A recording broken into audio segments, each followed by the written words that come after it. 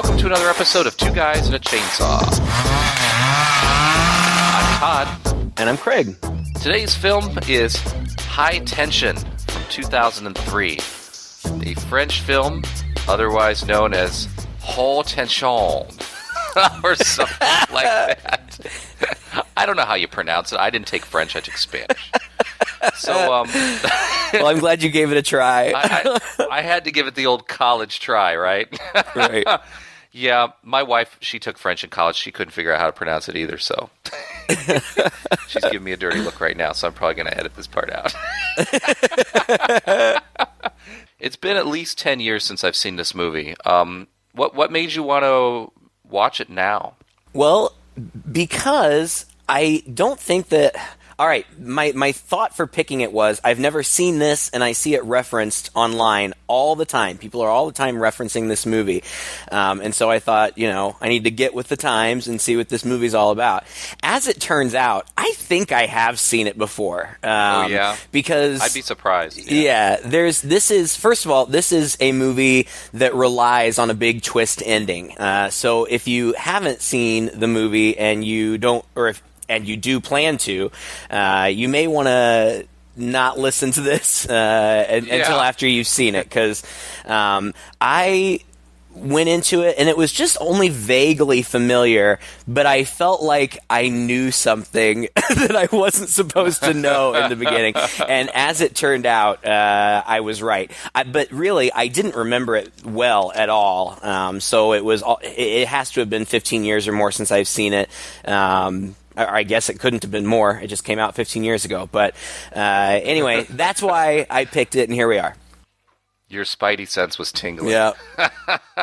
Yeah, so this movie, okay, so again, we're gonna be spoiling it straight from the get-go, I think, because that's really, once you know the twist of the movie takes on a whole different shape. And I think actually that's problematic, because I didn't really enjoy it as much the second time around. I found it really almost pointless to watch the second time around. Does that make sense? Yeah. Like, so much of this twist, and I think a lot of what it gets criticism for online, is the twist is rather improbable. Yeah. It's improbable because of the way it's presented. I mean, if this is the end result, all right. So, okay, let's just talk about the plot real quick. Okay. So, it starts out with a woman who's like sitting in a white room. It looks like it's a hospital room or something like that. We don't see her face, but we just see scars and things on her back. It looks like she's been through some trauma. Mm-hmm. This is intercut with it seems like some scenes of her being chased through the woods. And she is saying over and over again, I will not let anything come between us anymore. I will not let anything come between us anymore. So then after all of this bit where she's being chased through the woods, she kind of wakes up and she's in the back seat of a car traveling down the road with a friend. This woman's name is Marie and her friend's name is Alex. And they're college age, I guess, kids on their way to Alex's home. They're in the south of France. And they're going to, they're roommates, I guess they study together, and they're going for what appears to be a study break at Alex's childhood home. Right. Out in the middle of, the French countryside, basically. So she describes this dream to her, and she says, the dream was really crazy because... Alex says, well, who's chasing you? And she says, well, what was funny about it is I was chasing myself. Mm-hmm. And that's, I mean, if you know what's coming, then that really gives it away. Right. But, so anyway, they have some conversation that, again, in retrospect, also is somewhat revealing. And they're I can't put the clips in because it's in French. Right. What they're basically conversing about with each other is a little bit about Alex's boyfriend, troubles. She's trying to see this guy, but she's not quite sure he's serious. And Marie seems, I don't know, a little distant, maybe even a little troubled by this when she's talking with her. Right. And so they go to Alex's house, and it's this, nice big restored farmhouse, and they meet her family, and it's a dad and a mom and a little brother and a dog. It's all very rustic and sweet, and the family's really nice. And then well, then we just cut to this random scene of this big scary truck. It's not quite as old and scary as the Jeepers Creepers truck, but that's what it reminded me of. Kind of this big industrial type truck, and we pan in towards it, and it sounds and looks like the guy sitting in the driver's seat is getting a blowjob. But then the guy in the seat throws a severed head out the window. So it appears that he had just been pleasuring himself with this severed head. And then we cut back to the family house, right? Like it's so random. This is just the kind of things that we laugh about, I guess when you watch horror movies, you just say phrases like this all the time. I know. Oh, so anyway, he was pleasuring himself with a severed head. Yeah, right. Moving on to the farmhouse. Right. Well, but I mean, that's just kind of how it's presented, too. Like, we know nothing about what's going on. We have no idea who this guy is. We have no idea how he fits into this puzzle in any way. We just see this quick scene and we guess, okay, I guess there's a crazy killer out there. And so they go back to the house, and everything's very normal. And Alex shows Marie her room, and then everybody goes to bed, and then Marie masturbates for a little bit, and then there's a knock on the door, and it just becomes a kind of home invasion / slasher movie.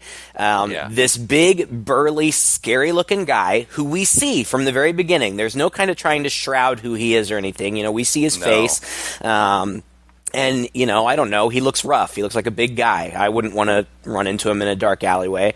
But he just immediately starts killing everybody. Like, as soon as the dad opens the door, the guy reaches in with a razor blade and slices him across the face. And then he beats him around a little bit and somehow, gets his head in between two of the stair rails posts, and he uses this great big huge dresser. He slides it and takes the dad's head off. It's really brutal. It is, and the whole movie is super violent. This was directed by Alexander Aja. Was this his first movie? It wasn't his first movie, but it was his first big one. Gotcha. It might have been his first big budget film, but he did 2 or 3 others before this. Gotcha. Well, what I know about him, which is not a whole lot, is just that he is kind of big into this really big, gruesome gore, stuff, which is all well and good. The other movie that I always associate with him because he directed it was the remake of The Hills Have Eyes, which is one of the most brutal, gross, horrible, violent movies I've ever seen in my life. In fact, I thought it was really well made, but I made the mistake. I'm like, oh, it's really well made. It's a really well made movie, so I'll show my partner and he'll appreciate it because it was well made. And not only did he freaking hate it, but he was legitimately mad at me for days. Yeah. It is one of the it was one of those movies that I was kind of sad that I watched. To be honest. I've seen the original, and the original's fine, it's violent too, but not like this. This is, it gets sexually violent and gross, and it's... Yeah, it's really, really bad. Don't show it to your partner if they are not into horror movies. They will not appreciate it, regardless of how well made you think it is. Look at the pattern of the blood spray. It's awesome effects. Yeah, you can really see, anyway. So I know him from that, and so he markets on major violence and gore, which is fine. I don't have any problem with that. And this movie is super violent. This guy, he goes around. The first thing he does is it's like he's kind of scopes out the house to see who's there, and he ends up tying up Alex to her bed, and Marie is really smart, actually, in this part, and knows that the killer is looking around to see who's there. So she really quick makes up her bed and goes in and tries to get rid of any evidence in the bathroom of the fact that she's there.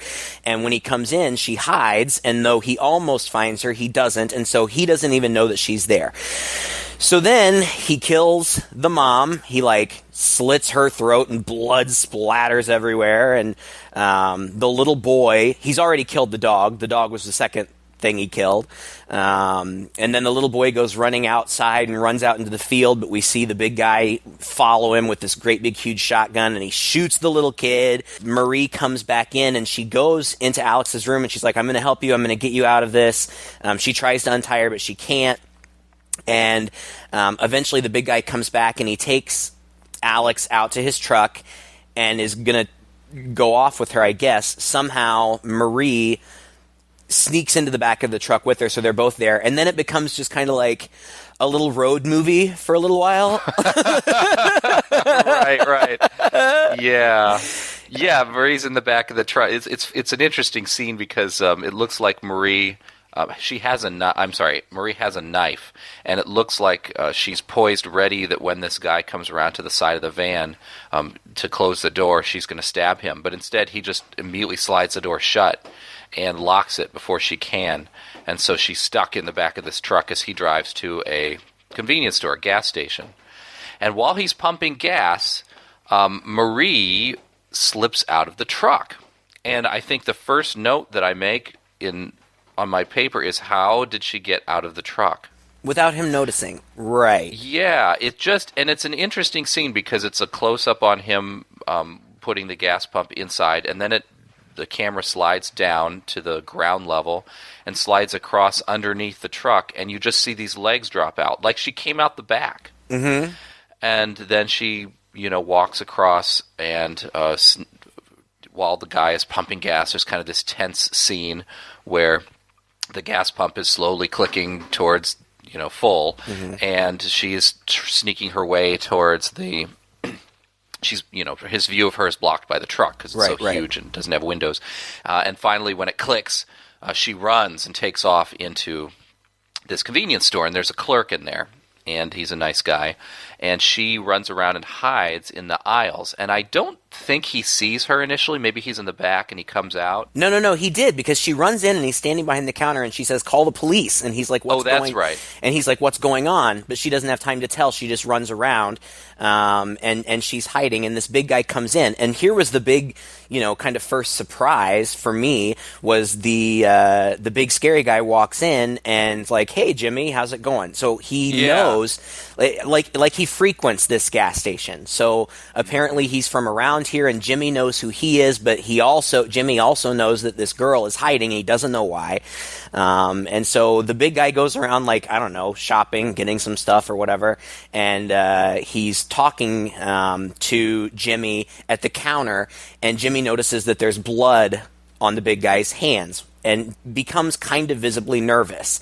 And he actually starts to reach for a gun under the counter, but the big guy grabs his hand and says, I'd really like a bottle of whiskey or something like that. So Jimmy has to take keys and go to where the liquor is locked up because it's, I guess, too late to be selling liquor, but he's going to sell it to this guy anyway.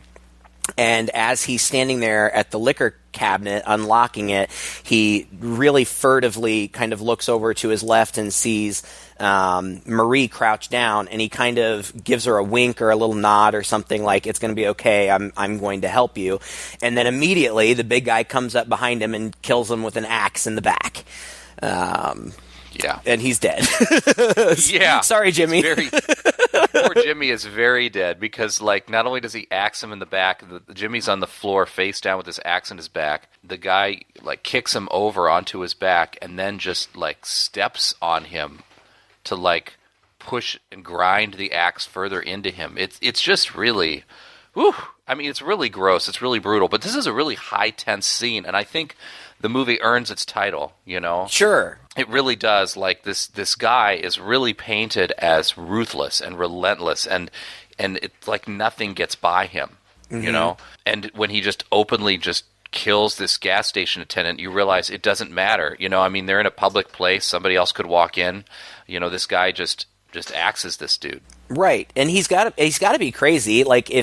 If he knows this kid, I would assume that means that he's either from this area or at least goes through here on a regular basis. So he's kind of throwing caution to the wind. I guess if you're a psycho, you don't really concern yourself with those things. But it's surprising. It's surprising in its violence. I didn't see it coming. Well, Marie somehow sneaks down to the bathroom and is hiding in the bathroom. And it's kind of a long, drawn-out scene where the big guy kind of goes through every stall in the women's room. There's nobody in there, but he's like talking to himself, like, who were you looking at, Jimmy? Or what were you looking at? And as it turns out, she's really hiding in the men's room, and he comes in there and he doesn't look around as much, which, again, why? Like, he was so thorough in the women's bathroom, and then he doesn't really look around in the men's bathroom at all. He just takes a piss and then he leaves. And Marie takes a moment once he's gone to, like, wash up. Like, like, what is happening? And it's like ridiculous. Yeah, as she's watching up, she hears the truck start up, and she runs back upstairs, and the truck is pulling away. So she calls the cops and is like, I was at my friend's house, and this psycho showed up, and he killed her whole family, and now I'm at a gas station, and he took my friend, and I'm worried about him. And the cops are like, okay, they seem to be taking her seriously. They're like, we'll help you, but you have to tell us where you are. And of course, she's not from here, so she doesn't really know where she is, and she can't give them the address of the family's home, and she doesn't know what gas station she's at or where it's at. So she kind of gets frustrated with them and hangs up, and then she takes the gun from under the counter and finds Jimmy's keys, I guess, and he drives like a Trans Am or some cool car like that. And she goes taking off after them, and eventually she catches up with them, and she follows them from a distance for a while until the big truck turns off on kind of an off-road, like a dirt road, and she drives past it, I guess so that he won't immediately suspect that she's following him. And she waits a little while, and then she turns her lights off, and she backs up, and she starts following him down that road. And she's following him for a while, but then she loses him somehow. Like, she's kind of drifting off or something, and he goes around a corner, and when she comes around the corner, he's not there anymore. As it turns out, he was onto her. He must have pulled off the side of the road because now he's behind her and he's chasing her, and he's like ramming her with the truck until eventually he rams her off the road, and the car flips over, and she crawls out, and she's all bloody and she's injured. But luckily, out there in the middle of nowhere, there appears to be like an abandoned greenhouse. Yeah. It's not like a glass covered greenhouse. It's like somebody's plants. I think it's like, farmers, when the winter time comes, they start to, certain plants that are still growing or whatever, they start to put these canopies of mostly translucent plastic over them. Yeah. And it's like this, except it's overgrown and the plastic's all ripped up and whatnot, but she can still kind of walk through here and creep around. And she creeps around a bit, but then, of course, the guy comes around with his flashlight, and so she sees that, and she tries to hide. And as she's sneaking around, it looks like she's going to try to stab him or shoot him. Well, no, she's not going to try to shoot him because she had the gun. She was the gun? Yeah, but she has no bullets. He had taken out the bullets, and like he taunts her, like he holds them out the car window and drops them. So the gun's useless. So instead, like she would see that, right? It's kind of fun, right? So instead, she makes a mace. She gets like a broken off table leg and some barbed wire, and she wraps the barbed wire all around the leg, and she's armed with that. She's going to go all Negan on this guy, right? From Walking Dead. Have you ever seen that? No, but I know the reference. Okay, yeah. It's pretty brutal. You're kind of, and when you're watching this movie, you're like, yeah, this is the weapon. This is what you should have had from the beginning. a table leg wrapped in barbed wire. Yeah, and I mean, you appreciate the fact that she's tough, and she's resolute. She wants to save her friend. She could have just stayed and waited for the cops or whatever, but she's taking matters into her own hands. But so she sees his flashlight kind of looking around, and so like she's kind of, I guess, trying to sneak up on him, but she realizes when she gets close enough that he's tricked her again, and he's just hung the flashlight like by his belt or something from the ceiling, and so it's just kind of naturally swaying around, and that was what was causing the movement. And then he attacks her from behind, and I think that he takes some of that plastic that we've seen, and he wraps it around her face, and she struggles and struggles, but eventually she succumbs, and she's out of breath. She doesn't pass out entirely, but she falls to the ground, and he gets down on the ground with her, and he's kind of, I don't know, he's kind of being gross and with his razor blade, like he's running it up and down her abdomen, and like he kind of sticks it down her skirt a little bit, and he's saying things like, why why do you care so much about Alex? She turns you on, doesn't she? Well, she turns me on too. And he's being all gross, and he's like got his fingers in her mouth, and she's crying. But we also see that she's feeling around for something, and she comes up with a rock, and she hits him in the head with the rock hard, and he's stunned, and he starts bleeding from his head, and she gets him knocked over, and I think that then she uses the plastic on him, and it seems like he's dead, but she lifts it up to kind of check, and like I feel like she listens to see if he's breathing, or she listens for a heartbeat or something, and she seems satisfied that he's dead, but then all of a sudden he reaches up and grabs her by the throat. And so she puts the plastic back over his face again until he, I guess, passes out again. And then she takes the mace and just goes to town on his face. Like, just obliterates his face with this mace. And you're thinking, hooray! You know, the day is saved. And she runs to the truck and she flings it open and she jumps in and she's like, It's everything's okay, you know. I'm gonna take care of you, and it's gonna be fine. But here's where the big twist comes in, because Alex is not happy to see her. That's right. She takes this gag that's been around Alex's mouth the whole time, and she says, "What are you doing?" Alex, by the way, has secured that knife that they had in the truck, van right? earlier, in the truck earlier. And so once she's free, she brandishes the knife in front of her, and Marie's like, "What? What are you talking about? What are you talking about? He's fine. He's gone. It's just you and me. It's just you and me now." And she's like, "You killed my family. You killed my whole family. How could you do this? And I'm going to kill you." And then we get these flashbacks to several of the scenes that we've seen previously, except instead of this big burly man, it's her. And that all starts off with the police coming. We actually see the cop cars drive up to the convenience store, and they go inside and they see the carnage. And one of the cops goes to the camera, and he starts playing back the footage. Now, we had seen, and this is, I don't know, this is kind of a problem with the movie too. We had earlier actually seen, the movie made a bit of a deal out of showing us the mean burly guy on the surveillance camera. And it had panned back to him in the shop as he walked out. But here, in the same scene, we see that this girl has, Marie has actually axed this guy, and she's the one who walked out. And so they know to look for her instead. And that's how it's more or less revealed to us. And then it kind of flashes back through all these scenes, and it shows you, oh, Marie's actually the one who murdered the mother.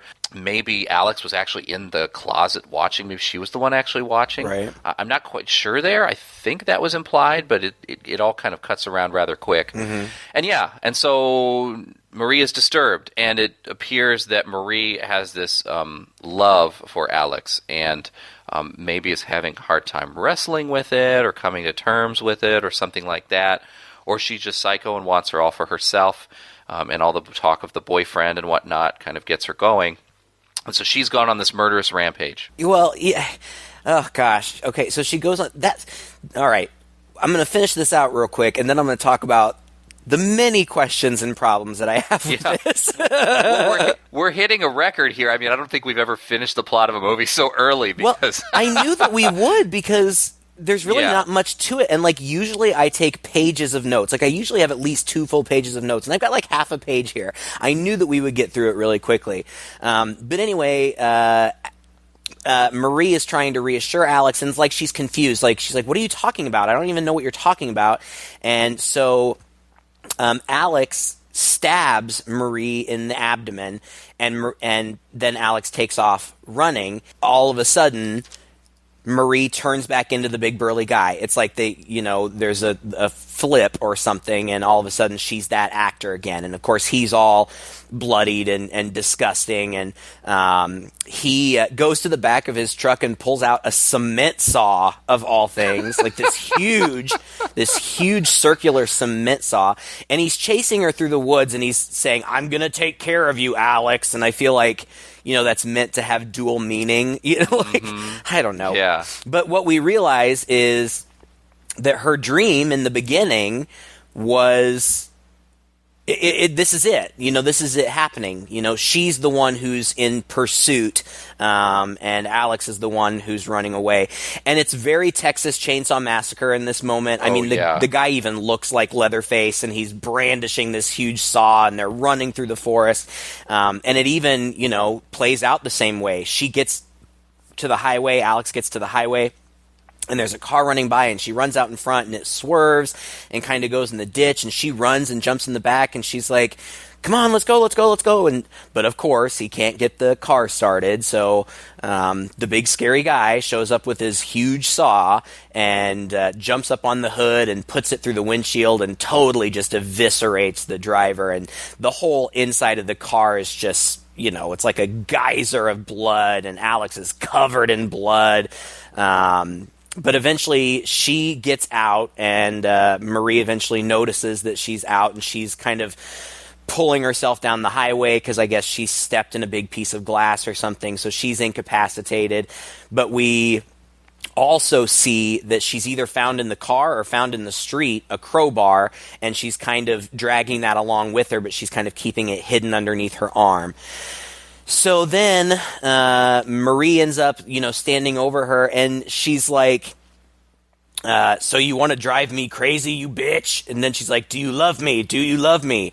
And she's like demanding, do you love me? And finally, Alex says, yeah. And Marie puts down the saw and leans in and starts like trying to make out with her. And like they're both covered in blood in the middle of the street, and then Alex takes the crowbar and impales Marie with it. And we cut to the end, which is, our end cap. We go back to the hospital. We realize that the person in the hospital is Marie, and she's just sitting there chanting, nothing is going to come between us ever again. Nobody will ever come between us again, Alex. And it pulls back from the shot, and we see that Alex is watching her through a one-way mirror. And she turns to somebody and says, you're sure she can't see me, right? At which point, Marie turns towards the mirror and smiles and reaches out as though she knows she's there. And that's the end. That was the creepiest part. Actually, that part freaked me out. Well, the look on her face is really creepy, yeah. It's super creepy, and it's almost kind of implied she has supernatural powers, but not really. I mean, it's just kind of like one of those things. Yeah, once the end comes, you're kind of like, huh, because the movie's just full of plot holes. Exactly. So many plot holes. Like, that's the thing. Like, I can appreciate the concept, and I think that watching it the first time, I didn't see the twist coming, and so when it came, I was so taken aback. I was like, that's cool. I would have never thought that. And so then I wasn't as critical about it. Knowing what the twist was and watching it again, I'm like, what? Yeah. This doesn't even make any sense. The thing is, it's presented so you will never figure this out because the movie makes no sense that way. So I think what you're supposed to accept is that pretty much everything you've seen play out was happening in Marie's head. Yeah. That's the closest you can come to forgiving the film. But then you have to accept that everything that you saw was just a lie, not a clever lie. When these kind of twists happen, then you're supposed to be able to go back and see hints at it, Right. The filmmaker usually drops in these hints, or he films it in such a way that it could be ambiguous once you know the twist. I'm trying to say that, for example, the film makes it very clear that on the video camera, which is supposed to be a neutral observer, Right. We just take it in film that a camera is a neutral observer. And so in any other film where there's some dual personality, you might see whatever we're supposed to be seeing in somebody's head playing out on screen. But then when the screen pans over to a video camera of the same thing, film language just tells us that that's supposed to show us what's real, Right. And that would be a way of revealing a twist. Oh, but in the camera, it's actually her, Yet this movie completely flaunts those kinds of things. So it shows us in the video camera that it's the man, and only later, when the police watch it, suddenly it's her. And then it just the way that things play out, they could never have played out that way. Right. Because Alex is in a completely different location half the time as this killer is. Right. So what's going on? Like, is she doing these murders and then going back around and like playing out some fantasy as herself? I don't know. It just doesn't make sense. I mean, even from just the general concept, why is this happening? Like, Yeah, why is she doing it in the first place? This girl. I mean, we're not given any history that would suggest that she's unstable. You know, sometimes in movies like this, you know, they'll talk about, oh yeah, I went through something traumatic in my past and blah blah. And then there's, you know, some sort of, at least, even if it's loose, some sort of loose motivation for why they're doing what they're doing. But it just seems like she's friends with this girl. Okay, so she has a girl crush on her roommate. Big deal. Like, Yeah. that. So you're gonna. And then what's the end game? Like, Yeah. are you trying to set yourself up to be the hero? Like, you rescued her, so now she's going to be in love with you, even though, oh gosh, even though you're the one that killed everybody? Like, I don't know. Well, it's like that kind of I think it's kind of like that fantasy. I mean, it's supposed to be anyway. It doesn't make sense as it, but it's supposed to be that kind of fantasy where, yeah, you set up this situation where the person you love is in peril. You know, they can't see what you see in them, but you're going to set up the situation that they're in peril, and then through this traumatic incident where you come in and save them that you've set up, then now they suddenly like love you. But you don't do it by murdering their whole family, you know. And what is it that triggers it? Right. I mean, the movie's called High Tension, and I think we're supposed to mean that's supposed to have a dual meaning. It's supposed to have some. I think sexual tension is involved here because from the get-go, there's that weird head masturbation scene at the beginning. Right. And as I was watching that, they threw the head out, I was like, God, that head looks just like Alex. Well, apparently it was. Like, that was the intention. So, was Marie having weird decapitated head sex fantasies about... Fantasies? like... Yeah. And as a man... Go ahead. As a man, I mean, is this trying to make some kind of statement about her sexuality, that her bad side is a man, that she has to kill before she can come to terms with it? You know, I don't know. With her lesbianism or whatever. I mean, it's just it's problematic if you go that far. And the whole scene with the decapitated head, introducing it. So is that the point at which that happens before they even get to the house, right? Either then or right after. And so we don't really see any change in Marie. Like, this is supposed to be like the guy is coming. You know, like this side of her has arrived. Right. There's nothing on the other side of it that that we're watching that would give any indication of this. Like you said, she seems perfectly normal. Now, the point at which she lays down and masturbates is, and they make a big deal out of that, is intercut with the guy driving down the road and arriving at the house. True. And, you know, the man is murdered as she kind of comes to climax. So maybe he's trying to say something here, like it's her sexual tension that becomes unleashed in a violent way. I guess. You know, Yeah. I guess that your theory that this was kind of all, you know, just a delusion in her mind. I mean, I guess, are we supposed to believe that she has, like, dissociative personality disorder? Like, is this a multiple personality kind of thing? I guess, you know, there are concrete events that are taking place, but her mind is constructing the narrative the way that it wants to. I is the only way that I can wrap my head around it. And, like, the whole scene in the gas station where Jimmy was familiar with the killer. Like, was that all just a delusion? Or, like, I almost got the suggestion, like, so maybe he knows her? But that wouldn't make any sense because she's not from around there. So, gosh, I just don't know.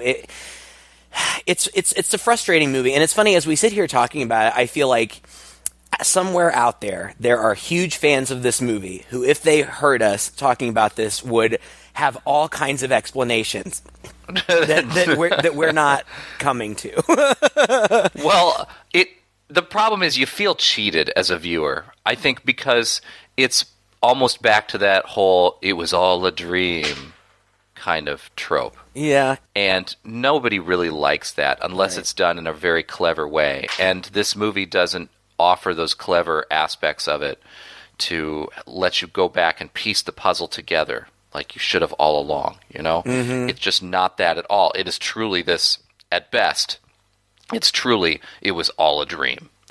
And everything that we saw, quite honestly, was rather pointless, you know? Right. And I agree with you that it kind of makes you feel cheated, because part of the satisfaction in watching a movie like this, where there's a twist at the end, you know, this movie does it a little bit where we get little bits of flashback to kind of see her perpetrating the violence or whatever. But movies like any number of the Saw movies, you know, usually there's some sort of twist at the end, and then it goes back and fills in the puzzle pieces for you. And putting those puzzle pieces together is part of the fun. And when the puzzle pieces don't fit, it just kind of it detracts from that fun for me. Well, and the movie also asks us to accept, even as a fever dream, but the reality is that this woman murdered this girl's family in their home, bound up Alex, took her away, right? That is the reality. But there are a couple other problems with that too, okay? So where did this giant truck come from? Yeah. Did she, where in the hell did this truck come from?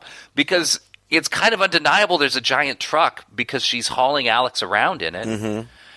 And how did she get into Alex's room, bind her up in chains and a gag, without making any sound that the other family would hear, so that she can systematically go around and make a huge noise slaughtering the dad downstairs, and then come upstairs to the mother and make a huge deal slaughtering her? That was a pretty big leap as it was playing out, honestly. Yeah. But then, you know, once you add the Alex part into it, it's even a bigger leap. And then what about this other car, right? Was that all a dream too, that she was pursuing herself in this guy's car? Mm-hmm. So then if that's the case, how did they end up in the woods? Did she just park there, I guess, and start wandering around? Mm-hmm. I actually read a review, because I always try to do this, because Roger Ebert was alive when this movie came out, and believe it or not, he reviewed it. He hated it, right? He did, and he said, this movie has plot hole big enough for you to drive a truck through, and in fact, they do in fact drive a truck through it. Yeah, I mean, it got mixed reviews. It got some positive reviews, but Ebert wasn't the only one who didn't like it. Some horror fans immediately noticed major similarities between this and one of Dean Koontz's novels, Intensity. I've read a lot of Dean Koontz, but I haven't read Intensity, so I can't make the connection, but apparently their plots and the twist are strikingly similar, and Aja admitted that he had read the book, was familiar with it, was familiar with the plot, and never really said, oh yes, I directly plagiarized this, but really kind of didn't deny it either. But Dean Koontz refused to sue because he didn't want his name associated with the movie at all. He thought that it was awful and vile and crass and disgusting. Morally bankrupt, he said, yeah. Yeah, morally bankrupt, and he didn't want to have anything to do with it. He didn't even, if it was plagiarized, he didn't care. He didn't want his name attached to it in any way. So it's definitely had its critics, but I swear to God, I read online all the time when people are talking about, great horror movies. This one comes up all the time. When I first watched it was I remember being on the edge of my seat through this movie. And I do also remember, and this was 2003, so we're kind of getting into the Saw era here. So the kind of just unbelievable brutality that you see in this movie was still fresh and new. Right. We weren't really seeing this level of violence yet, unabashedly. And so it did have a certain thrill in that way. So I do remember, again, my first time through this movie, even after the twist, thinking, okay, well, it didn't make a lot of sense, but that was a fun ride. But on repeat viewings, it's kind of annoying. Yeah. Upon a repeat viewing, it does seem a little more senseless, and maybe even through that lens, it also seems even more exploitative. We just wanted an excuse to show you a ton of violence, and then we don't even have the courage to be able to come up with a good reason for it, Yeah. Well, a good justification. Yeah, and I think you're right. I think that it hasn't aged particularly well, just because I think that we're not as sensitive to the kind of brutality and violence that was here. Like you said, in 2003, it was kind of fresh and new. By today's standards, it's kind of, you know, whatever. We see that all the time. You know, we see that kind of blood gushing and extreme brutality. We see that in horror all the time anymore. So it doesn't seem particularly innovative anymore. No. I guess, you know, kind of the last interesting thing that I read about it was that initially the plan was to have the only revelation of the twist was going to be somehow at the very, very end. Marie was going to end up like in a interrogation room, and the cops were going to wheel in a video camera, and they were going to show her the surveillance footage from the convenience store and just say, "Are you sure you don't want to change your story?" And then that was just going to be it. And then we were supposed to see the actual events of the movie in an entirely different feature film. But It's so weird. I know that somebody convinced AHA. I don't know who it was. I don't know if it was producers or who it was, but somebody convinced him, no, we need to, because I guess that would have been even more confusing. They were like, no, we need to give them a little more. We need to show them a little more. So they did, and they never went forward with that, you know, alternate version or whatever. But I don't know. The concept is interesting. We're being really critical of it. You know, as far as cinematography is concerned, acting is good. You know, the filmmaking is good. Oh, it is. It's top notch. Yeah. And there's, I mean, it is tense. I mean, as a slasher film without the twist, it is a tense, intense scene. The killer's really scary, and I think the fact that he is so relentless and brutal is pretty terrifying as well. When he first goes into the house, and Marie has, you know, cleverly, like you said, done up her bedroom to make it look like nobody was in there. She even thinks to go into the bathroom and wipe down the sink so there's no water in the sink or anything like that. And when this guy comes through here and she's hiding under the bed and he is slowly and methodically going around the room, he is actually checking all these things. Like he's putting his hand in the sink, and he even puts his finger under the tap, which is something she didn't think to check. And as he puts his finger up under the tap and reaches up in there a little bit, he comes out and there's a drop of water on there. And you're like, man, this guy is not going to let anything slip by him. Right. You know? And so it really adds to the tension of the film. You know, that, again, coupled with the scene of him just brutally murdering that guy in a random convenience store. So, and like you said, there's a clearly a definite look to the film. It's got a very gritty, grimy kind of look. It is a little reminiscent of Saw that way, even though I don't think Saw was out yet, or maybe it was. It has a green, kind of a green pallid cast to it, especially and only really after the action starts going. And I want to say that either when the guy is present or when she, you know, begins her masturbation, and from then on, it gets that green look to it. And there was a part of me, again, watching this movie, being able to think about these things because I knew the twist, I wondered if he wasn't trying to impose like a subconscious idea that green is envy. Maybe. You know, and that she was envious, and that was kind of, you know, coloring her all of the actions. But yeah, it's a good look, and the violence is good. Actually, the guy who did all of the special effects for this film, yeah, he was Fulci's makeup special effects, you know, gore person. And you know, at one point he was considered like, here's the guy you go to for gore. And so they went to him for this, you know, and it's impressive, like the effects, if not just extremely over the top. Yeah.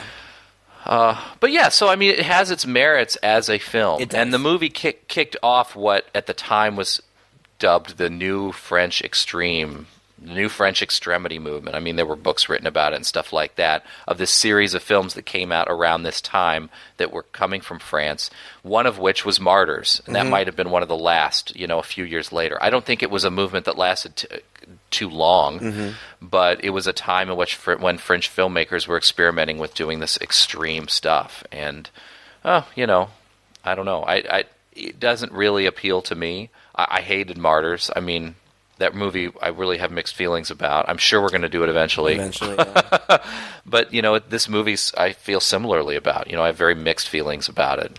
Yeah, I mean, I guess I do too. I don't want to be too down on it. I know there are a lot of fans out there, and if you're a fan and you're listening and we have had any misperceptions or we've missed something, and fill us in. We'd love to know. Like I said, when I saw it the first time, I thought it was good. Watching it again, I could appreciate it for what it was, but I probably won't ever watch it again. I just don't feel any desire to ever see it again. But that's not to say it's a bad film, and if you're a fan, I think I can understand why, but twice was probably one too many times for me. Yeah. Yeah, I'm with you on that. Well, thank you again for listening to another episode. If you enjoyed this podcast, please share it with a friend. We're on Google Play, iTunes, Stitcher, anywhere that you can find podcasts, we are there. We also have a Facebook page where you can like us, share us, and also let us know what movies you'd like to do in the future and discuss these films and let us know where we're completely off base and high tension is, high cinema. Until next time, I'm Todd. And I'm Craig. With two guys and a chainsaw.